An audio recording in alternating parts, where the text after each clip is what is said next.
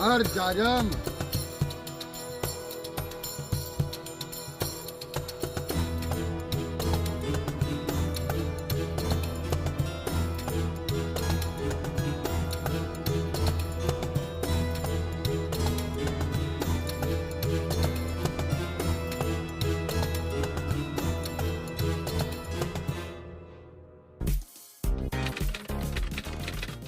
Hi guys, and welcome back to another video.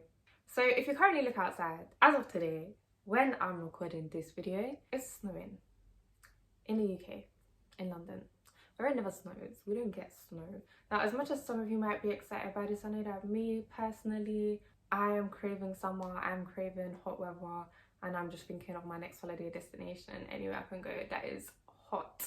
So if that's you, I know you're thinking, where's hot and affordable? I know Egypt is running through your head, Morocco, these are the places people are going this time of year. If that's you, you're in the right place, because I'm here to tell you the truth about Egypt. So the first thing I'm going to talk about is the contrast in Cairo. This is something that I wanted to do my own research on and develop it further, but Google didn't actually have anything on this topic at all. No matter what I typed in, I couldn't find anything. So I'm going based off what I saw. When you take a trip on the Nile, a boat trip, a cruise, whatever it is, I feel like if you're going to go to Egypt, it's definitely something you should experience. So as you're taking this cruise down the Nile, you're going to look to your left and you're going to look to your right. And if you're looking on one side, you're going to see banks, you're seeing shopping centres, you're seeing billboards, you're seeing skyscrapers. Everything is so industrialized and you just think, wow, like this is the city. But then all it takes is one look to the other side and you're seeing a whole contrast. You're seeing run down buildings. You're seeing poverty. It's like it's a completely different country. You're seeing two completely different sides of one city simply separated by a river. There's huge visible inequality, and that's just something that when you're there will overwhelm you. It's something that you look at and you think, how is it possible that something so close can be so severely contrasting? The next topic I'm going to cover is something that is slowly becoming a bit more knowledgeable to the public, but I'm still going to talk about regardless, is the pyramids next to the city. Everybody always imagines the pyramids in the middle of a desert. Just desert and desert and desert and desert and then pyramids in the middle. That's how you imagine Egypt, but it's the complete opposite. See, the pictures that you see on Google, the pictures that you see in textbooks, it's all taken from the angle where you see the pyramids and the desert. But truly, all it takes is for you to look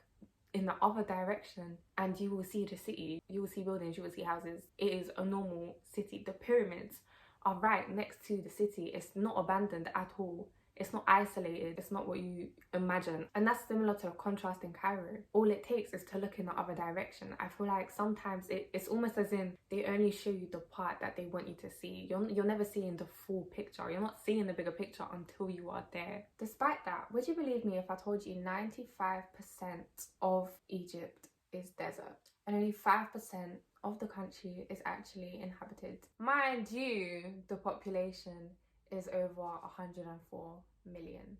Now, I wouldn't be myself if I didn't touch on at least a little bit of history, but considering this is a video about Egypt, I mean, it's standard, no? If you're going to Egypt to go to the beach and sunbathe, then go somewhere else, because that's not what Egypt is for. It has such a rich history. There is so much to see. It's a place that you should even go to multiple times, because I don't even think one visit is enough, especially since everything is all over. Cairo and Luxor are literally 10 hours away from each other. You would have to have a lot of time and a lot of patience to actually visit both places, which I will tell you, both are definitely worth it. Don't skip one. See everything that you can. Egypt is not a resting holiday, it's a touring holiday. What I'm going to tell you is the truth about Tutankhamun. Now, one thing you're going to notice is that tour guides are generally going to advise against you going into his tomb, which you can, by the way. Obviously you have to pay, but you can go in. It is accessible. They will let you go into all these other tombs of all the other pharaohs, but they will tell you Tutankhamun's tomb is not worth it. There's nothing of interest there. Nothing makes it special. It's small. It's not worth it. Let me tell you what's actually in there. Do you want to know what's in there? Tutankhamun himself. His mummy is in that tomb. And they will tell you there is nothing worth seeing. Do it. Don't listen to them. Don't listen to the tour guides. If you really want to see something, see it regardless. Don't let them get in your head. But now let me tell you why I think they might be saying that. One reason, this one isn't what I think, this is just what it is. They don't have time. If you're going with a tour guide, they're going to rush you. They're going to want to do everything as fast as they possibly can. Everything is going to be very much 20 minutes, 20 minutes, 20 minutes, 10 minutes, 10 minutes, 5 minutes. Everything is rushed.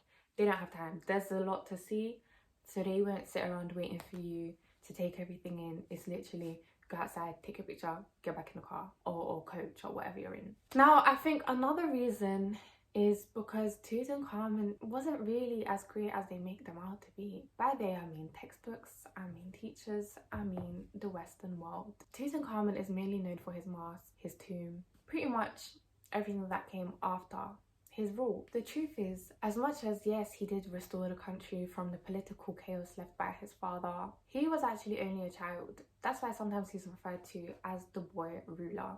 He only ruled for 10 years and died at 19. The truth is, he was nowhere near what you would actually expect him to be like based on the way he is described. He had an insanely poor health. He was physically frail with crippling brain disease and a clubbed foot. He suffered from malaria and epilepsy, and his poor health and early death were actually due to traditional inbreeding. His parents were apparently brother and sister, which was actually really common in ancient Egypt, as he did also marry his half-sister at the age of 10.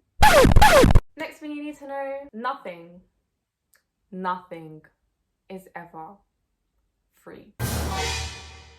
As much as they'll tell you, come in here, this is free, try this, have this, it's free, it's free, it's free. No, I promise you, it is not free. Nothing is ever free. Yeah, nothing. You will ask someone to take a picture of you. They will ask you for a tip for taking a picture of you. Actually, do you know what they will even do? They will offer to take the picture. They will offer to take a picture of you, and then they'll ask for a tip for taking that picture. So do not ask anyone for anything. Do not accept anything from anyone unless you're willing to give them a tip.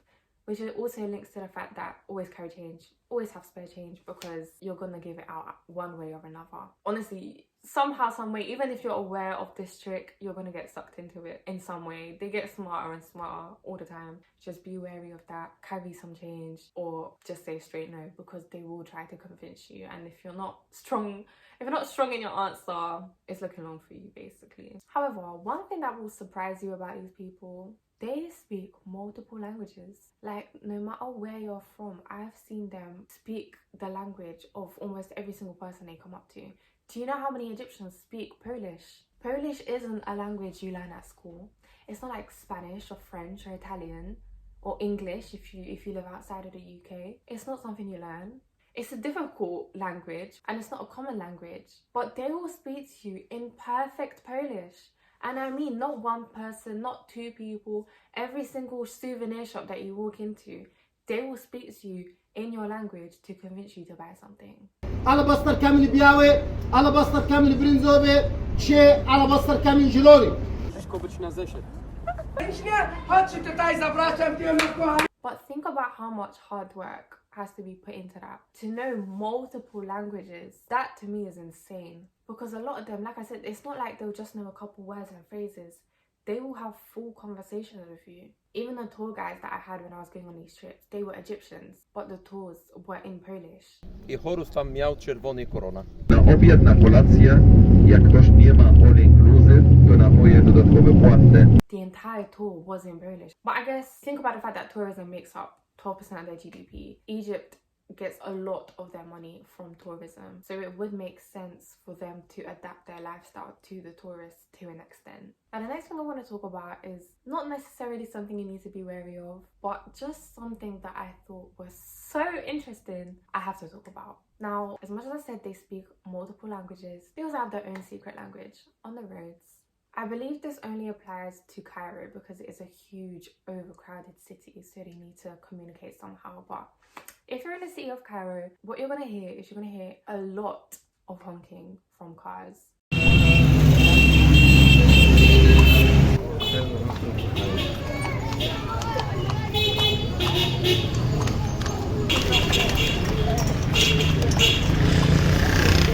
They communicate by beeping their horns. This was apparently started in the late 1990s when Cairo became extremely overpopulated, and there are more than 10 commonly used phrases. For example, 2 short beeps means thank you.